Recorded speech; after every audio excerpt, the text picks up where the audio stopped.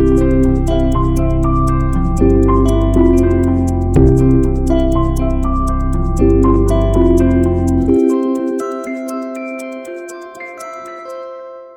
peut parler maintenant aussi de la confection des gouttières. On a dit que les gouttières servaient donc à la technique ambulatoire, on ne va pas y revenir. Les gouttières servent à recevoir le produit éclaircissant. Soit on prend des empreintes tout à fait classiques à l'alginate, en fer à cheval, et on donne au laboratoire qui nous fabrique les gouttières. Et c'est une dépense financière pour moi que je trouve totalement inutile. Il y a des appareils qui nous fabriquent ces gouttières de manière extrêmement simple et extrêmement peu onéreuse et efficace, et je vais vous l'expliquer. Donc, ces techniques de gouttières ont été inventées, je vous ai dit, en 1989, elles sont récentes, par deux Américains, des concepteurs, donc postérieurement aux techniques au fauteuil.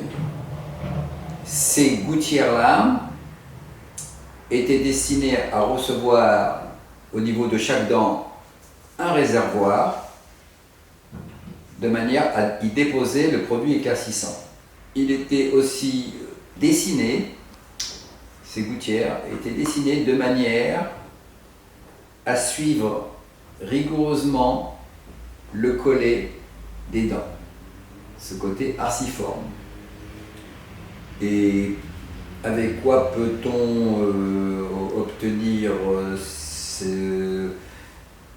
cette vague arciforme tout au long des collets, avec des ciseaux, etc. Ça prend du temps, c'est jamais parfait. Pour obtenir les réservoirs, eh bien, il faut utiliser une résine photopolymérisable de 1 mm ou 2 d'épaisseur au niveau de la face vestibulaire des dents, et ce qui va nous donner in fine des petites cuvettes pour recevoir le produit. Paul Mira avait vu rapidement l'intérêt de se débarrasser de la découpe arciforme fastidieuse des gouttières, en allant tracer une ligne droite à distance des collets. Moi, j'y vois d'abord la facilité, et j'y vois encore un intérêt majeur d'efficacité, c'est que Paul Mira a bien compris, ça a accentué la compression. Le produit n'a pas tendance à fuser. Lorsque la gouttière s'arrête pile poil au niveau des collets, ben le produit sort plus facilement.